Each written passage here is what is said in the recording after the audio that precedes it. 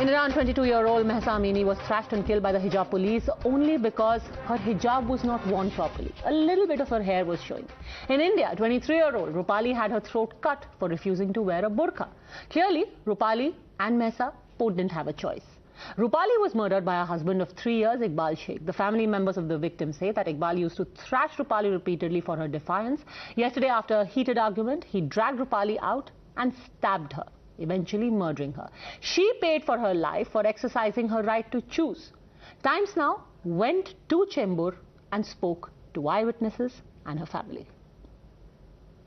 मैंने देखी कि बॉडी में ऐसे ही पड़ी थी, एकदम जैसा नजदीक जाके देखी तो बॉडी एकदम अलग ही मतलब पोजीशन में थी, ऐसा फैला, पैर पूरा ऐसा था और ऐसी वो पड़ी थी, पूरा चेहरा ऐसा और जीभ बाहर थी और खून खून था और गले में ऐसा दुपट्टा लपटा हुआ था। मुंबई के चेंबूर इलाके में जिस 20 वर्ष की युवती की हत्या हुई है उसी स्पॉट पर फिलहाल हम मौजूद हैं। आपको तस्वीरों के जरिए बता दें कि ये एक छोटी सी गली आप देख पा रहे हैं और इसमें ये वो खून के धब्बे हैं जो कि आपको इस एक्सक्लूसिव ग्राउंड रिपोर्ट में हम दिखा रहे हैं। साफ तौर पर आपको बता दें कि सामने वाली गली से नवरात्रि के चलते देवी की मूर्ति पास हो रही थी जहां पे ढोल ताशे बज रहे थे और उसी बीच में एक लड़की जो अपनी जान बचाने के लिए फिलहाल दौड़ रही थी इसी गली में, उसकी मौत होती है जिसको गला रेंद कर उसकी हत्या कर दी जाती है और इस निर्मम हत्या को कोई और नहीं बल्कि उसी युवती का जो पति है वो अंजाम देता है। क्या देखा आपने? लड़की की जो लाश थी वो किस अवस्था में थी?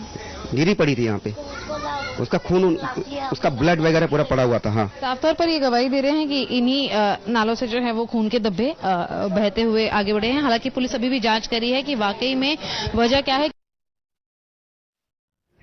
Now here's the thing, her family is very clear that Rupali wanted to live her life in a certain way. When she got married, she knew that her conditions were very clear. For everyone who still keeps talking about hijab, burqa being a choice, clearly it's only a choice until you say no. परिवार क्या क्या मांग करता था उनसे? कि मतलब हमारे कास्ट में ये तो हमारे कास्ट है, बोल मराठी मत बोल, हिंदी बोल, ये सब बोल, हमारे जात का बुर्का पहन, ऐसा रे वैसा रे, बहुत टॉर्चर करते थे। एक चीज ये कि आपने भी बताया कि मुसलमान कल्चर फॉलो करने के लिए परिवार उनके ऊपर दबाव डालता था। आपकी बहन बिल्कुल फॉलो नहीं करती थी? नहीं करती थी। कैसे करेगी मैम, हमारे कास्ट की, वो अलग कास्ट का कैसा होगा? आज मेरी बहन के साथ हुआ, कल कोई और बहन के साथ होएगा। बस आप सब मेरे बहन के लिए इंसाफ दो, ये बच्चे का मुंह देख के इसका इंसाफ करो। परिवार क्या कह रहे हैं? आपके माता पिता? मेरे माता पिता भी वही कह रहे हैं। अभी मेरी बेटी नहीं रही ना तो वो भी नहीं रहना चाहिए। देवी आ रहा था तो आगे मतलब ढोल की वजह से आते रहेंगे, बच्चा भी है तो आ रहे थे ना आगे, तो शायद से उसने फोन पे बात कर रही थी लगता, तो लेके बुला के पहले ही शायद चक्कू भी खुली आ जाएगा, बाद में तो लेके नहीं आएगा।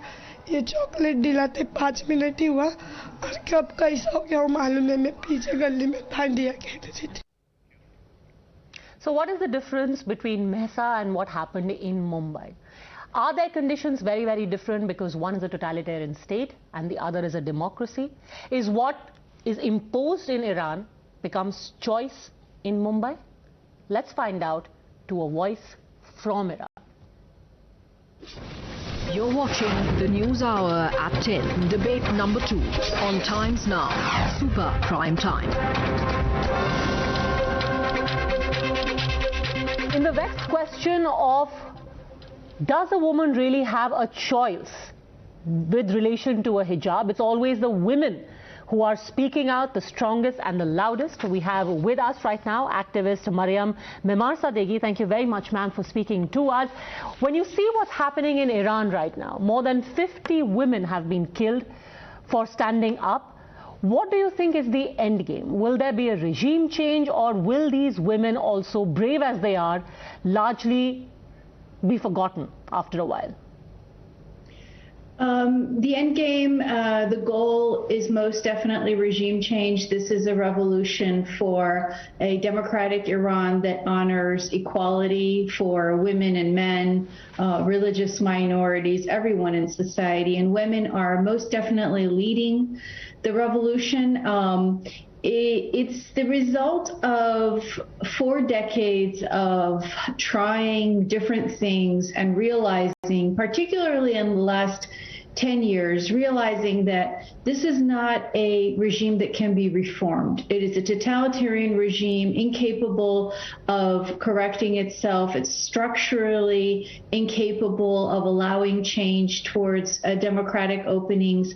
And in the last few years especially, people have suffered so very much. The country is at a boiling point, and human rights aside, there are so many other ways in which the Iranian people simply can't survive. They don't have access to water, to clean air, to an economic livelihood, to a decent education system. Everything is crumbling. What do you make of those who think that hijab is a choice? Is it a choice, or is this indoctrination? Most definitely in Iran, it's not a choice. It's a totalitarian regime that requires girls, when they go to kindergarten or first grade, to wear the hijab. Any woman, if whatever her age, whatever her religion even, must wear the hijab. So in Iran, obviously it's not a choice. Now, in India, it's quite a different situation in that you have a democracy, and at least the government of India is not pressing for hijab or against hijab. However, I know that you have the court case and the battles over that, and whether a girl in India should go to school wearing her hijab or not. In my opinion, it's not a choice if it's something that the parents have imposed. Children should not be wearing hijab until they're 18, because it's only then that they can choose what their faith is. In principle, other than, we quibble about the case that's happening in India, it's only about the issue of whether you can wear it into the classroom. In principle, in 21st century, should there not be a consensus on how certain pieces of clothing cannot be passed off as okay? In the end, it is about keeping women behind a curtain. Absolutely. This is certainly how I see it. I think that 100 years from now, there is no chance that anyone who's rational and balanced in thought can think that the hijab was anything other than a visual symbol of keeping women back. So we have to wage this battle by talking. India has the great fortune of being a democracy with free speech, a free press, an independent judiciary. Iran has none of that. And you see the women, each and every single girl, woman on the streets in Iran taking off her hijab is risking death or torture. Especially with respect to, a lot of these issues get caught up in political correctness. So when you spoke of how, little girls, when they wear a hijab, do they really have a choice? But we pretend that it is a choice. Is that political correctness a disservice to women who are paying a heavy price to throw off their hijab? It is, exactly. So well put. The thing is, we have another tenet of human rights, which is religious freedom, and that is being abused, in my opinion, to argue for hijab. Religious freedom should not mean that you subject your daughter from a young age to being constricted, to being denied opportunities and freedoms that other girls have. And it's not just the hijab. And when a girl is forced to wear hijab, very likely she's also prevented from going out and socializing like others might. She's prevented from swimming. She's prevented from partaking in leadership positions. It's, the progressives like to portray women wearing hijab as strong and very on the forefront of change. This is propaganda from these Islamists, and it's very unfortunate that in the West, perhaps in India too, people who consider themselves to be supporters of human rights are actually enabling an Islamic discourse that is designed from its inception to hold women back. Could you elaborate on that? How would such people be enablers? Well, for example, in the United States, we have members of Congress who will wear the hijab. They will wear the hijab. They'll talk about how it's empowering, how it's their choice, how they are strong women. But now, when women on the streets of Iran are dying, giving their lives so that other women, so that the entire Iranian nation, and really by extension, so many other nations, can be free of forced hijab, those women in Congress who call themselves strong women and feminists don't say a word about the women in Iran. It's very telling. Why do you think that is? Because the distinction is also made, saying that in the United States, it's a democracy. So there it's a choice. Because Iran is an Islamic state, because it's a totalitarian regime, there it is an imposition. In my opinion, hijab is never something that is beautiful. It is never something that empowers a woman.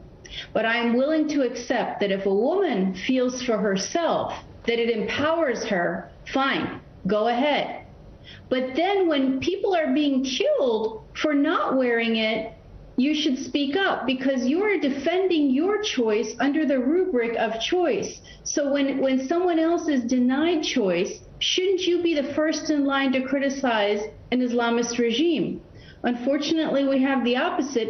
And, you know, somebody like Ilhan Omar in the United States Congress is respected by progressives, by people on the left, although I'm not sure if they really respect her or if they're doing a lot of self-censorship. But anyway, she's given a lot of leeway because this headscarf has become a symbol of being forward, avant-garde, and progressive in the United States. What more could Islamists want? So you have a lovely little, lovely little clique which is projecting this as a choice to the Western world, but as an Iranian woman, as a voice for Iranian women, what would you like to say to these so-called progressives?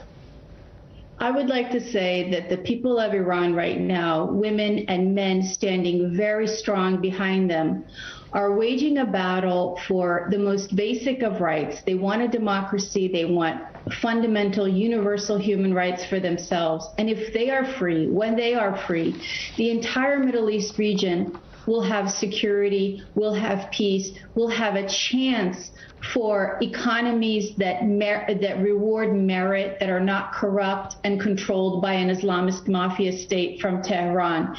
People need to wake up. People in democracies need to wake up and realize what a historic opportunity this is for an entirely different world order. The entire planet is going to be more secure when a gender apartheid regime is gone.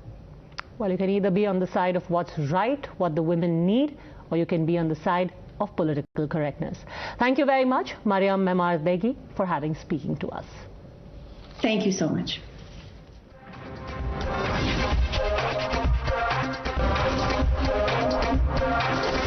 The News Hour at 10. We'll be right back.